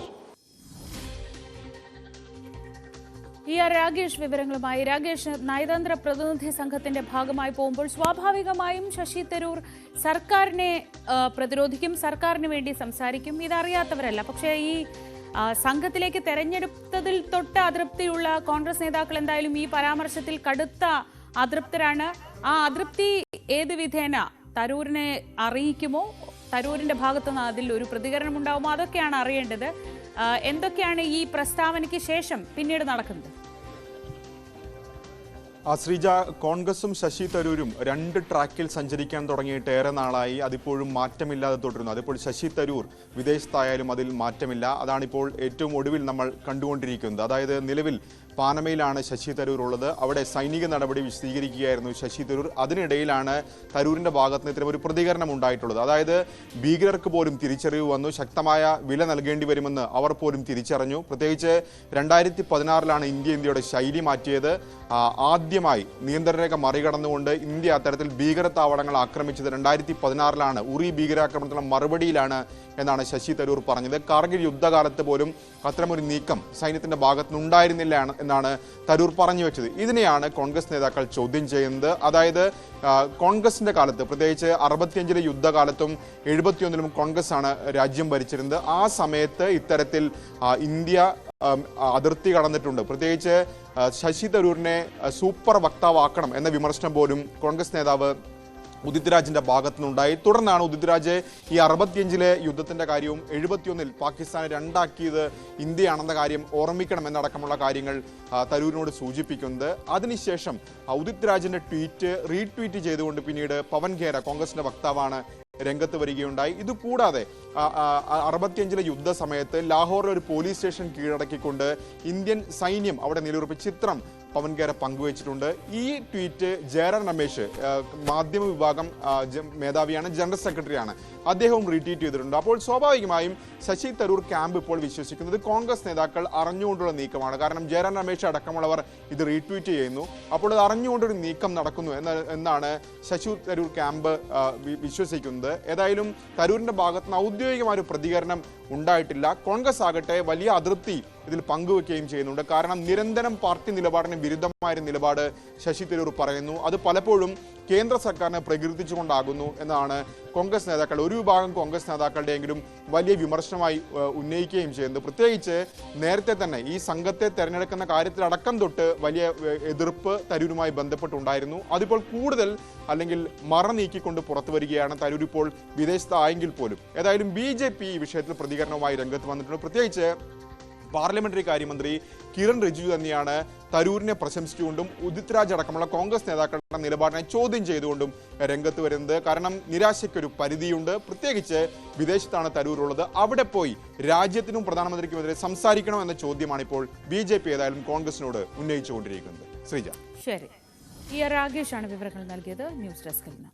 ഇനി മറ്റൊരു പ്രധാനപ്പെട്ട വാർത്തയിലേക്ക്, നമ്മളൊക്കെ വളരെ വളരെ വളരെ ശ്രദ്ധിക്കേണ്ട ഒരു വാർത്തയിലേക്ക്. രാജ്യത്ത് കോവിഡ് വ്യാപനം കൂടുകയാണ്. ഇതുവരെ 12 പേരുടെ മരണമാണ് കോവിഡ് മൂലം സ്ഥിരീകരിക്കുന്നത്. രോഗബാധിതരുടെ എണ്ണം 1200 കവിഞ്ഞു. ഏറ്റവും കൂടുതൽ കേസുകളുള്ളത് കേരളത്തിലെന്നാണ് റിപ്പോർട്ട്. അതാണ് പ്രത്യേക ജാഗ്രത വേണം എന്ന് പറഞ്ഞത്. 519 കേസുകളാണ് കേരളത്തിൽ റിപ്പോർട്ട് ചെയ്തതെന്നും കണക്കുകളിൽ പറയുന്നു. ഐഷത്തുൽ ഷംന വിവരങ്ങളുമായി. ഷംന, നമ്മൾ ആ ഭീതിയിൽ നിന്നൊക്കെ പതുക്കെ കരകയറി ഒരു സാധാരണ ജീവിതം, കോവിഡിനെ പേടിക്കാതെ ജീവിക്കാൻ തുടങ്ങിയിട്ട് അങ്ങനെ ഒരുപാട് കാലമൊന്നും ആയില്ല. ഇപ്പോഴാകട്ടെ ആശുപത്രിയിൽ അങ്ങനെ കോവിഡ് പരിശോധനയൊന്നും നടക്കുന്നില്ല. നമ്മൾ കോവിഡിന്റെ ലക്ഷണങ്ങളുമായി ചെന്നാൽ പോലും പരിശോധന നടക്കുന്നില്ല. അതുകൊണ്ട് തന്നെ ഈ വരുന്ന നമ്പറുകൾ വളരെ വളരെ ചുരുക്കം റിപ്പോർട്ട് ചെയ്യുന്ന കേസുകൾ മാത്രമായിരിക്കും. അതായത് നമുക്കിടയിൽ കോവിഡ് വളരെ സജീവമായി നിൽക്കുന്നുണ്ട്. പ്രത്യേകിച്ച് മഴക്കാലമാണ്, വളരെ പെട്ടെന്ന് അസുഖം പടരാൻ സാധ്യതയുള്ളൊരു സമയമാണ്. അതുകൊണ്ട് തന്നെ ഒരു പ്രത്യേക ജാഗ്രത ഇക്കാര്യത്തിൽ വേണ്ടിവരും. തീർച്ചയായും ശ്രീജ, വളരെയധികം ആശങ്കപ്പെടുത്തുന്ന കണക്കുകളാണ് ഇപ്പോൾ പുറത്തു വരുന്നത്. അതായത് രാജ്യത്തുടനീളം 1200 കോവിഡ് കേസുകളാണ് ഇതുവരെ റിപ്പോർട്ട് ചെയ്തത്. അതിൽ തന്നെ 519 കേസുകളും കേരളത്തിലാണ് എന്നതാണ് ഏറ്റവും ഞെട്ടിപ്പിക്കുന്ന, ആശങ്കപ്പെടുത്തുന്ന ഒരു കാര്യം. മാത്രവുമല്ല, കേരളത്തിൽ മാത്രം 3 മരണങ്ങൾ ഇതുവരെ കോവിഡ് മരണങ്ങൾ സ്ഥിരീകരിച്ചിട്ടുണ്ട്. രാജ്യത്തുടനീളം 19 മരണങ്ങളാണ് ഇതുവരെ സ്ഥിരീകരിച്ചത്. അങ്ങനെ ആശങ്കപ്പെടുത്തുന്ന കണക്കുകൾ പുറത്തു വരുന്നു. വിവിധ സംസ്ഥാനങ്ങളിൽ, ഹരിയാന അടക്കമുള്ള സംസ്ഥാനങ്ങളിലും കണക്കുകൾ ആശങ്കപ്പെടുത്തുന്നതാണ്. അതായത് ആഴ്ചയിൽ 10ൽ കൂടുതൽ കേസുകളൊക്കെ റിപ്പോർട്ട് ചെയ്യുന്ന സാഹചര്യമുണ്ട്. ഇങ്ങനെ വളരെയധികം ജാഗ്രത പാലിക്കണമെന്നാണ് ഇപ്പോൾ ആരോഗ്യവകുപ്പിന്റെ നിർദ്ദേശമുള്ളത്. ഒപ്പം തന്നെ സംസ്ഥാനങ്ങളിലുടനീളം കോവിഡ് പരിശോധന ഇനി വീണ്ടും സജീവമായി തുടരാൻ ഇപ്പോൾ കേന്ദ്രം നിർദ്ദേശം നൽകിയിട്ടുണ്ട്, ആരോഗ്യവകുപ്പിന് നിർദ്ദേശം നൽകിയിട്ടുണ്ട്. എന്തായാലും വരും ദിവസങ്ങളിൽ കോവിഡ് പരിശോധന അത് വ്യാപകമായി തന്നെ ഇനി തുടരും.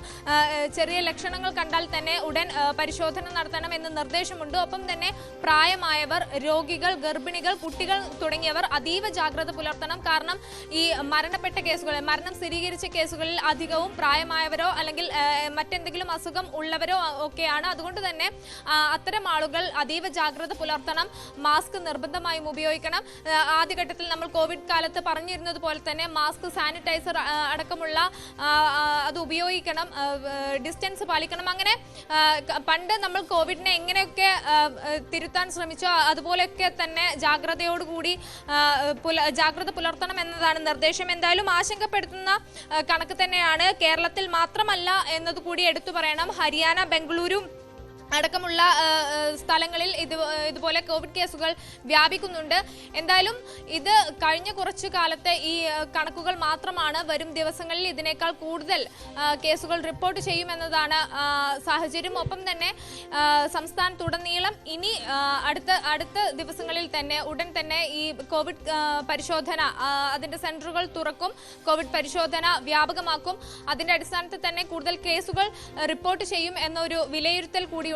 ഒപ്പം ഈ നേരത്തെ സൂചിപ്പിച്ചതുപോലെ ചെറിയ ലക്ഷണങ്ങൾ കണ്ടാൽ ഉടൻ തന്നെ ഡോക്ടറുമായി ബന്ധപ്പെടുക, പരിശോധന നടത്തുക, ക്വാറന്റൈൻ ഉൾപ്പെടെയുള്ള കാര്യങ്ങൾ സ്വീകരിക്കുക എന്നതാണ് നിർദ്ദേശം. എന്തായാലും ആശങ്കപ്പെടുത്തുന്ന ഒരു കണക്കു തന്നെയാണ് ശ്രീജ ഇപ്പോൾ പുറത്തു വരുന്നത്. ഒപ്പം ഈ മരണസംഖ്യ കൂടി ഉയരുന്നു എന്നതാണ് സാഹചര്യം. ശരി, നമ്മൾ കോവിഡിനെ പറ്റിയൊക്കെ മറന്നാണ് ഇപ്പോൾ ജീവിക്കുന്നത്. പക്ഷേ ഓർക്കുക, കുട്ടികൾ, പ്രായമായവർ, മറ്റ് അസുഖമുള്ളവർ എന്നിവർക്ക് കോവിഡ് വളരെ കാര്യമായ പ്രശ്നങ്ങൾ ഉണ്ടാക്കും. നമ്മുടെയൊക്കെ ജീവിതത്തിൽ നിന്ന് അത്തരം പ്രശ്നങ്ങളൊക്കെ നമ്മൾ അനുഭവിച്ചവരാണ്. കോവിഡ് ഉണ്ടാക്കുന്ന ദീർഘകാല പ്രത്യാഘാതങ്ങൾ അനുഭവിച്ചവരാണ്. അപ്പോൾ സ്വാഭാവികമായും പഴയ ആ മുദ്രാവാക്യം മറക്കാതെ നമുക്കിപ്പോൾ ഓർത്തെടുക്കാം. SMS, sanitiser, mask and social distancing, സാമൂഹിക അകലം പാലിക്കുക. പുറത്തൊക്കെ പോകുമ്പോൾ തിരക്കുള്ള സ്ഥലങ്ങൾ തൽക്കാലം ഒഴിവാക്കുന്നത് വളരെ ഉചിതമായിരിക്കും. കുട്ടികളെ സ്കൂളിലേക്കൊക്കെ പറഞ്ഞു വിടുമ്പോൾ ഒരു മാസ്ക് അവർക്ക് കൊടുക്കുക. കാരണം കുട്ടികൾക്കും പ്രായമായവർക്കും അസുഖം പെട്ടെന്ന് പടർന്നു പിടിക്കാൻ സാധ്യതയുണ്ട്. ലക്ഷണങ്ങൾ ചുമ, തൊണ്ടവേദന, മൂക്കൊലിപ്പ്, പനി, ഇത്തരം ശ്വാസതടസ്സം, ഇത്തരം ലക്ഷണങ്ങളുള്ളപ്പോൾ വളരെ പെട്ടെന്ന് തന്നെ ഡോക്ടറുടെ നിർദ്ദേശാനുസരണം മരുന്ന് കഴിക്കുക, ചികിത്സ തേടുക, ശരിയായ രീതിയിൽ വിശ്രമിക്കുക. എന്തെങ്കിലും രോഗലക്ഷണങ്ങൾ ഉണ്ടെങ്കിൽ പൊതുസ്ഥലങ്ങളിലേക്കോ ആൾ കൂടുന്ന ഇടങ്ങളിലേക്കോ പോകാതെ നമ്മൾ തന്നെ ഒരു സാമൂഹ്യ അകലം പാലിച്ച് നിൽക്കുക. ഇതൊക്കെ നമ്മൾ ഒരു കാലത്ത് ഒരുപാട് പാലിച്ച് ഒരുപാട് ശ്രദ്ധിച്ച് ചെയ്ത കാര്യങ്ങളാണ്. വീണ്ടും അതൊക്കെ ചെയ്യേണ്ടി വരുന്നൊരു കാലമാണ്. കോവിഡ് എന്ന് പറയുന്നത് സാധാരണഗതിയിൽ അത്ര കാര്യമായ പ്രശ്നങ്ങളൊന്നും ഉണ്ടാക്കാതെ ഒരുപക്ഷെ കടന്നു പോയേക്കാം. പക്ഷേ ശ്രദ്ധിക്കേണ്ടത്, മറ്റ് അസുഖങ്ങളുള്ളവരിൽ കോവിഡ് ജീവൻ വരെ എടുക്കാവുന്ന തരത്തിൽ അപകടകാരിയാണ്. നമ്മൾ അനുഭവിച്ചതാണ് ഇതൊക്കെ. അതുകൊണ്ട് തന്നെ അത് പ്രത്യേകം ഓർക്കുക. ഈ സമയത്ത് മഴയാണെങ്കിൽ തുടരുകയുമാണ്. ഇനി ശക്തമായ മഴ.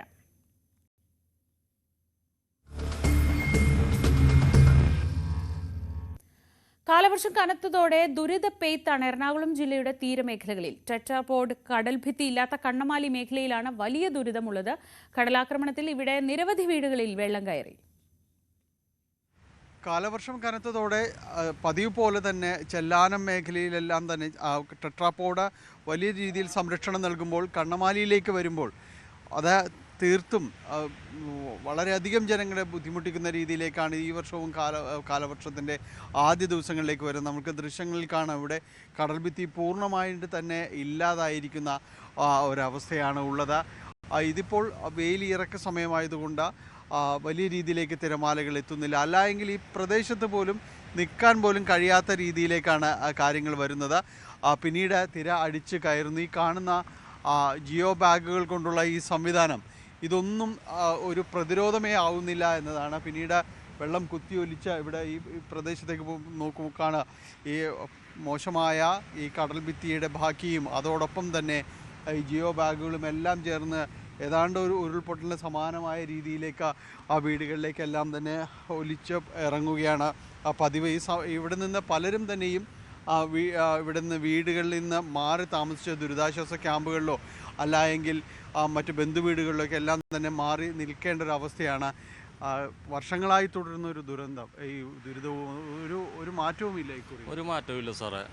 ഞാനൊക്കെ ജനിച്ചു വളർന്നപ്പോൾ തൊട്ട് നമ്മളിത് കാണുകയാണ്. ഇന്ന് മാറും നാളെ മാറുമെന്ന് നമ്മൾ വിചാരിക്കണതല്ലാതെ ഒരു മാറ്റവും ഇന്നുവരേക്കും ഇവിടെ ഉണ്ടായിട്ടില്ല. നമ്മളെന്ത് ചെയ്യും? ഇത് ഞങ്ങൾക്ക് എന്ന് പറഞ്ഞാൽ ഈ വർഷമാകുമ്പോഴേക്കും ഞങ്ങൾക്ക് ഭയങ്കര ബുദ്ധിമുട്ടുകളാണ്. ഈ ഇതിന് മാത്രം വീടുകൾ ഇങ്ങനെ വെള്ളത്തിലാണ്, എല്ലാവരും വെള്ളത്തിലാണ്. പിന്നെ എന്ത് ചെയ്യാനാണ്? നിവർത്തിയില്ല, വേറെ നിവർത്തിയില്ല. ഈ കടൽ ഭിത്തി നമുക്ക് ശരിക്കും പറഞ്ഞാൽ കടൽ ഭിത്തി നമുക്ക് പൂർണ്ണമായിട്ട് ഇവിടെ വേണം. അതിന് ഭരണാധികാരികൾ അതിനുള്ള കരുതലെടുക്കുക. എല്ലാ വർഷവും ഇവർ ആവശ്യപ്പെടുന്നത് നല്ല രീതിയിലുള്ള ഒരു കടൽ ഭിത്തിയും കാര്യങ്ങളും എല്ലാം തന്നെ വേണമെന്നുള്ളതാണ്. പലപ്പോഴും ജിയോ ബാഗുകൾ കൊണ്ടത് അവസാനിക്കുന്നു എന്നതാണ് സത്യം. ഇപ്പുറത്തേക്ക് ഈ നീട്ടുക, അതായത് കടൽ ഭിത്തി നിർമ്മാണം, നേരത്തെയുള്ള ടെട്രാപോഡിൻ്റെ നിർമ്മാണം അത് ഈ ഭാഗത്തേക്ക് വരിക എന്നതിനോട് നാട്ടുകാരെല്ലാവരും ആവശ്യപ്പെടുന്നുണ്ടെങ്കിൽ കൂടിയും അതിലേക്ക് വലിയ രീതിയിലുള്ള ഒരു നടപടികളിലേക്ക് ഒന്നും തന്നെ ആരും എത്തിയിട്ടില്ല എന്നതാണ്. ഇപ്പോൾ ഈ വീട്ടിലേക്ക് ഇവിടങ്ങളിലെല്ലാം മണ്ണടിയുന്ന ഒരവസ്ഥയാണുള്ളത്. ഏത് സമയവും കടൽ കയറാവുന്ന ഒരവസ്ഥ തന്നെയാണ്. ഏത് സമയവും കടൽ കയറാവുന്ന അവസ്ഥ തന്നെയാണ്. ഞങ്ങൾ പേടിച്ചാണ് ഇതിനകത്ത് ജീവിക്കുന്നത്. ഇത് കാണാൻ പല കടലിടിക്കണേ ഈ പിറക്കിട്ടാൽ രാത്രി ഉറക്കവും ഇല്ല, ഒന്നുമില്ല. എണീറ്റ് ഇരിപ്പാണ് കാറ്റ് വരുമ്പോഴൊക്കെ. പിന്നെ ഇന്ന് ശരിയാവും നാളെ ശരിയാവുന്നോട്ടെ എവിടെ വർഷങ്ങളോളമായി അനുഭവിക്കുന്ന ഈ സംഭവം. ഈ വീടിനകത്തും എല്ലാം ഇങ്ങനെ വെള്ളം കയറും. വെള്ളം കയറി അകത്ത് കയറി ഇങ്ങനെ കയറും. ഇതിപ്പോൾ വേലിയിറക്കമായതുകൊണ്ടാണ് കുറച്ച് സമാധാനമാണ്. ബാതിലൊക്കെ അടിച്ചിങ്ങോട്ട് അകത്തോട്ടൊക്കെ കയറാറെല്ലാം എല്ലായ്പ്പോഴും പണി ഇത് തന്നെ. ഞങ്ങൾക്ക് അടിക്കാനും തുടക്കാനേ നേരമുള്ളൂ. ഞങ്ങൾക്ക് ഉറക്കവും കൂടി ഇല്ല, രാത്രി കയറുമെന്നൊക്കെ ഓർത്ത് പേടിച്ചിട്ട്.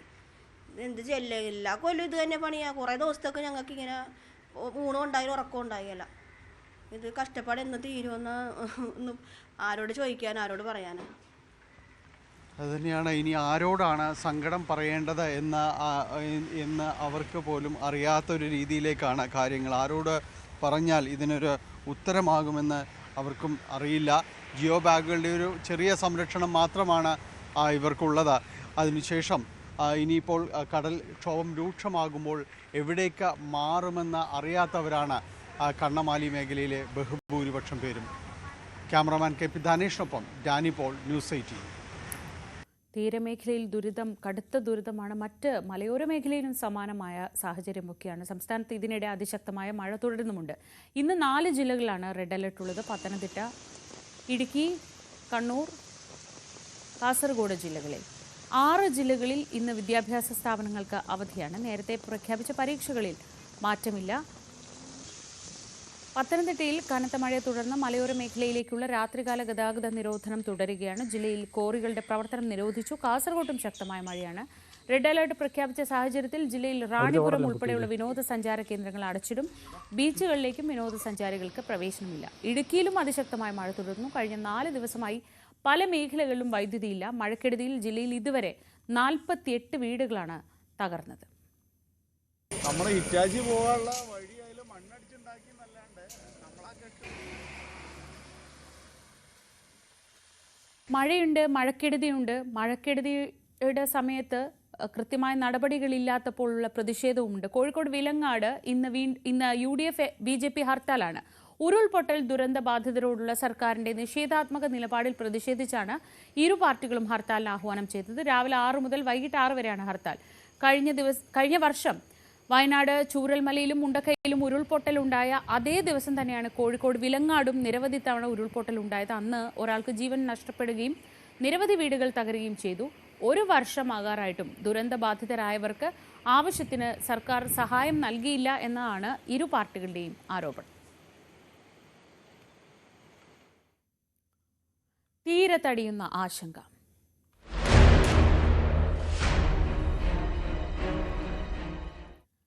ചരക്ക് കപ്പൽ മുങ്ങിയതിനെ തുടർന്ന് കണ്ടെയ്നറുകളും അവശിഷ്ടങ്ങളും തീരമേഖലയിൽ അടിയുന്നത് തുടരുകയാണ്. മത്സ്യസമ്പത്തിനെ പ്രതികൂലമായി ബാധിച്ചേക്കാവുന്ന പ്ലാസ്റ്റിക് മാലിന്യങ്ങൾ ഉൾപ്പെടെയുള്ളവയാണ് തിരുവനന്തപുരത്തെ പെരുമാതുറ, വലിയതുറ, ശംഖുമുഖം ഉൾപ്പെടെയുള്ള തീരമേഖലയിൽ അടിഞ്ഞത്.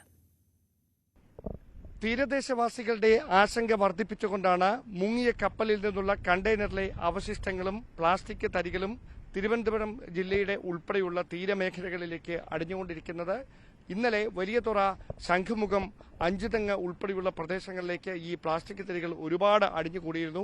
സമാനമായ തരത്തിൽ ഇന്നലെ വൈകുന്നേരത്തോടെ പെരുമാതുറയിലും, ഞങ്ങളിപ്പോൾ നിൽക്കുന്നത് പെരുമാതുറയിലാണ്, പെരുമാതുറയിലും ഈ തീരത്തേക്ക് ഈ പ്ലാസ്റ്റിക് തരികൾ ഇങ്ങനെ അടിച്ചു കയറുന്ന ഒരു സാഹചര്യമാണ് ഉണ്ടായത്. മണൽ കാണാൻ കഴിയാത്ത തരത്തിൽ അത്രയധികം പ്ലാസ്റ്റിക് തരികൾ ഇവിടേക്ക് അടിഞ്ഞിരുന്നു. പക്ഷേ ഇന്ന് രാവിലെ ആയപ്പോൾ ഇവിടെ നിന്ന് വലിയ തിരകൾ ഈ പ്ലാസ്റ്റിക് തരികൾ ഇവിടെ നിന്ന് മറ്റൊരു വശത്തേക്ക് കൊണ്ടുപോയിരിക്കുകയാണ്. അതിന്റെ അവശിഷ്ടങ്ങൾ ഇപ്പോഴും ഈ പ്രദേശങ്ങളിലെല്ലാം ഉണ്ട്.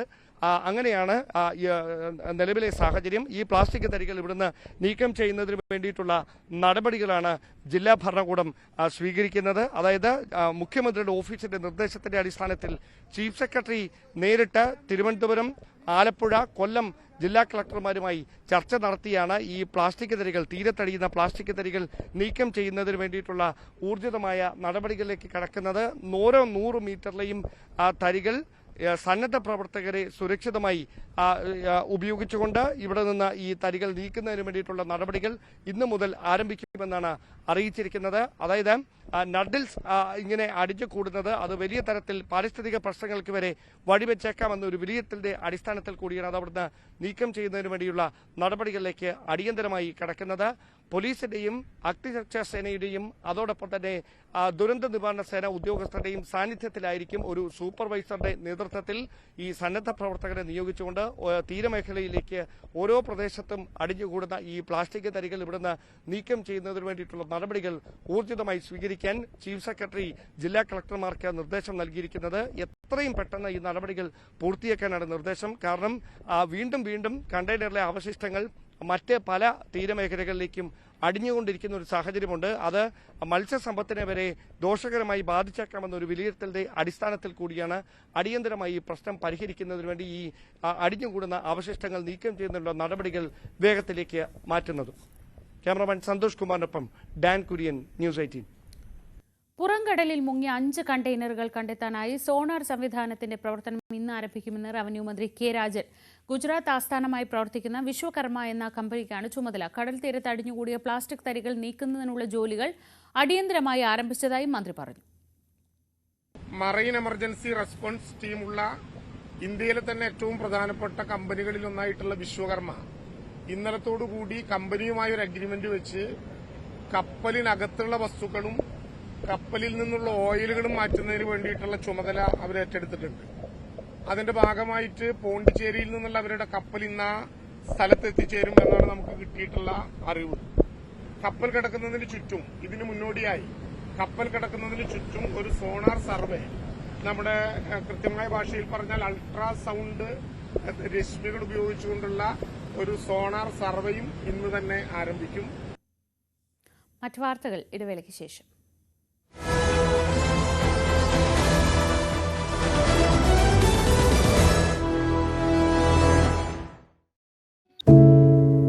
ഒരു മാധ്യമ പ്രവർത്തക എന്ന നിലയ്ക്ക് ഇപ്പോൾ ഏറ്റവും കൂടുതൽ കൈകാര്യം ചെയ്യേണ്ടി വരുന്നത് ലഹരിയുമായി ബന്ധപ്പെട്ട വാർത്തകളാണ്.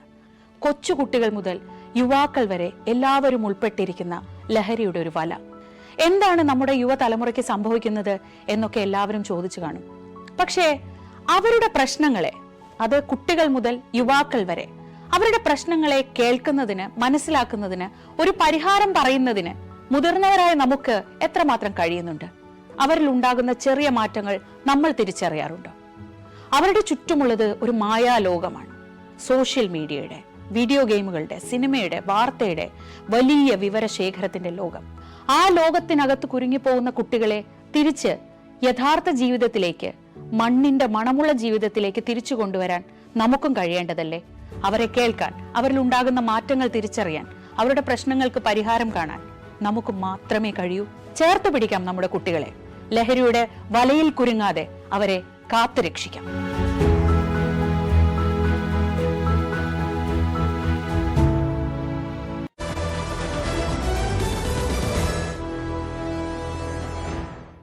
ദേശീയപാതകൾ അപകടത്തിൽ.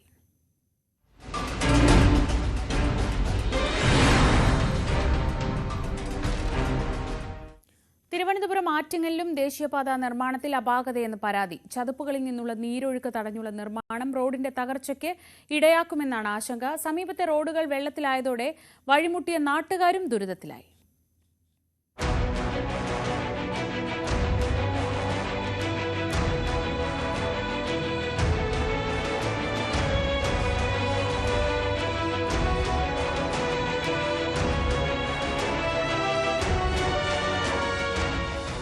ദേശീയപാതയിൽ ആറ്റിങ്ങൽ നിന്ന് ചിറയൻകീഴിലേക്കുള്ള സ്ട്രെച്ചിലാണ് അശാസ്ത്രീയ നിർമ്മാണം ആശങ്കയുണ്ടാക്കുന്നത്. കിഴിവിലം ഗ്രാമപഞ്ചായത്തിൽ വയലുകളും ചതുപ്പുകളും നിറഞ്ഞ പ്രദേശത്തൂടെയാണ് ദേശീയപാത കടന്നുപോകുന്നത്. രണ്ട് വശത്തു നിന്നുമുള്ള നീരൊഴുക്ക് തടഞ്ഞാണ് നിർമ്മാണം.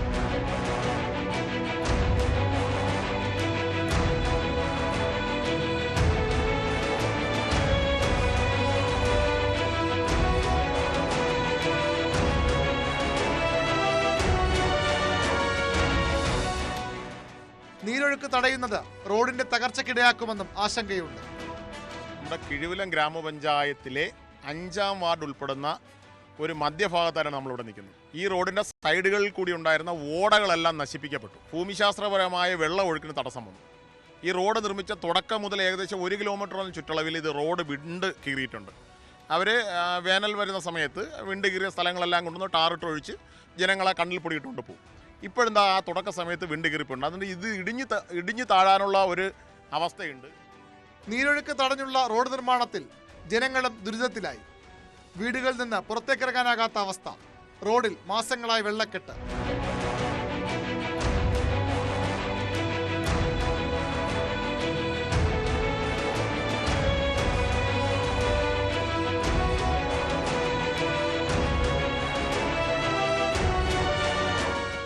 പോകാൻ വേറെ വഴിയില്ല, ഈ ഒരു ഒറ്റ വഴിയേ ഉള്ളൂ. ഇത് പഞ്ചായത്ത് റോഡാണ്. ഈ റോഡ് വന്നതിന് ശേഷം വാട്ടർ ചാനലില്ല. വെള്ളം പുറത്തോട്ട് ഒഴുകാനായിട്ട് സ്ഥലമില്ലാത്തതുകൊണ്ട് ഇവിടെ കെട്ടിക്കിടക്കും. പിന്നെ ഈ കൊതുവിൻ്റെ ശല്യം വേറെ രീതി, പാമ്പിൻ്റെ ശല്യമുണ്ട്.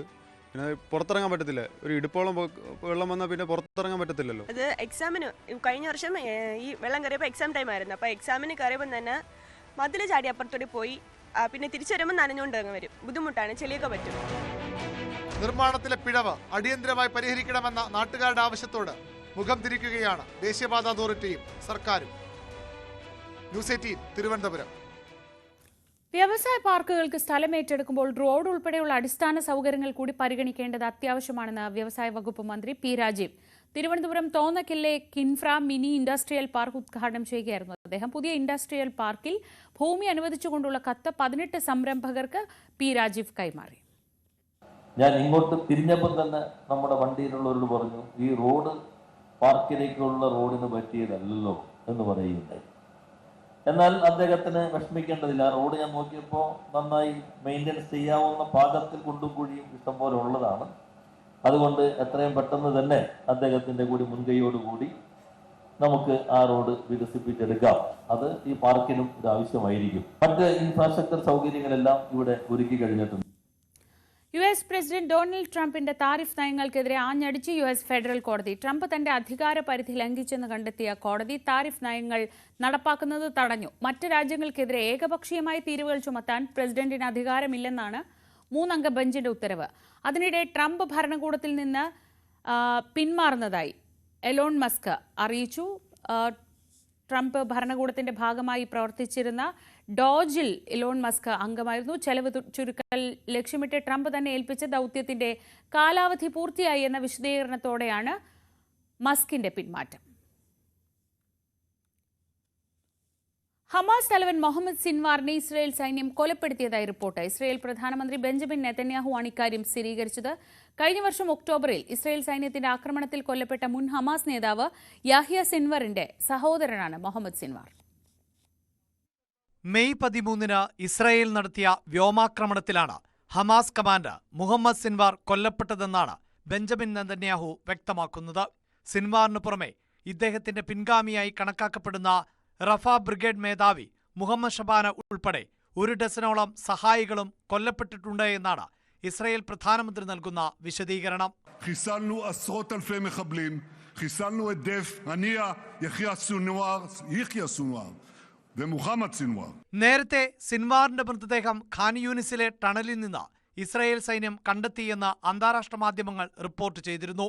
എന്നാൽ അന്ന് സിൻവാറിനെ ലക്ഷ്യമിട്ട് ആക്രമണം നടത്തിയിരുന്നുവെങ്കിലും സിൻവാറിന്റെയും ഷബാനയുടെയും മൃതദേഹം കണ്ടെത്തിയെന്ന വാർത്ത ഇസ്രായേൽ ഔദ്യോഗികമായി സ്ഥിരീകരിച്ചിരുന്നില്ല. ഇസ്രായേൽ വധിച്ച മുൻ ഹമാസ് നേതാവ് യഹ്യ സിൻവാറിന്റെ ഏറ്റവും ഇളയ സഹോദരനാണ് ഹമാസിന്റെ മിലിറ്ററി കമാൻഡറായ മുഹമ്മദ് സിൻവാർ. ഗാസയിൽ ഹമാസിന്റെ നേതൃനിരയിൽ ബാക്കിയുണ്ടായിരുന്ന അവസാനത്തെ നേതാവുമായിരുന്നു മുഹമ്മദ് സിൻവാർ. ഭൂമിക്കടിയിൽ സജ്ജീകരിച്ചിരുന്ന പ്രത്യേക ഇടത്തിലായിരുന്നു മുഹമ്മദ് സിൻവാർ ഉണ്ടായിരുന്നത്. ഹമാസ് യുദ്ധം നിയന്ത്രിക്കുന്നതിനായി സർവ്വസജ്ജീകരണങ്ങളും ഒരുക്കിയിരുന്ന ഭൂഗർഭ നിലയിലായിരുന്നു ഇത്. ഡ്രോൺ ആക്രമണത്തിലൂടെയാണ് ഇസ്രായേലി സൈന്യം ഈ സ്ഥലം തകർത്തത്. കഴിഞ്ഞ ഒക്ടോബറിൽ തെക്കൻ ഗാസയിൽ നടത്തിയ ആക്രമണത്തിലായിരുന്നു യഹ്യ സിൻവാർ കൊല്ലപ്പെട്ടത്. പിന്നീട് കഴിഞ്ഞ ജൂലൈയിലാണ് ഹമാസിന്റെ സൈനിക വിഭാഗത്തിന്റെ ചുമതല മുഹമ്മദ് സിൻവാർ ഏറ്റെടുത്തത്. 2006 ഹമാസിനു വേണ്ടി ഇസ്രായേൽ സൈനികനായ ഗിലാദ് യഷിലിദിനെ സിൻവാർ തട്ടിക്കൊണ്ടുപോയതോടെയാണ് ഹിറ്റ് ലിസ്റ്റിൽ ഇടം പിടിക്കുന്നത്. 1990കളിൽ മുഹമ്മദ് സിൻവാറിനെ പിടികൂടി 9 മാസം ഇസ്രായേലിലും 3 വർഷം റമല്ലയിലും തടവിൽ പാർപ്പിച്ചിരുന്നു.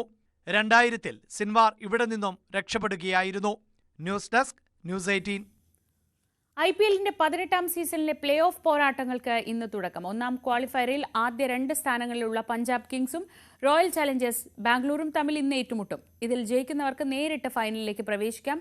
രാത്രി 7:30-നാണ് 1ാം ക്വാളിഫയർ പോരാട്ടം. നാളെ നടക്കുന്ന എലിമിനേറ്ററിൽ മുംബൈ ഇന്ത്യൻസ് ഗുജറാത്ത് ടൈറ്റൻസിനെ നേരിടും.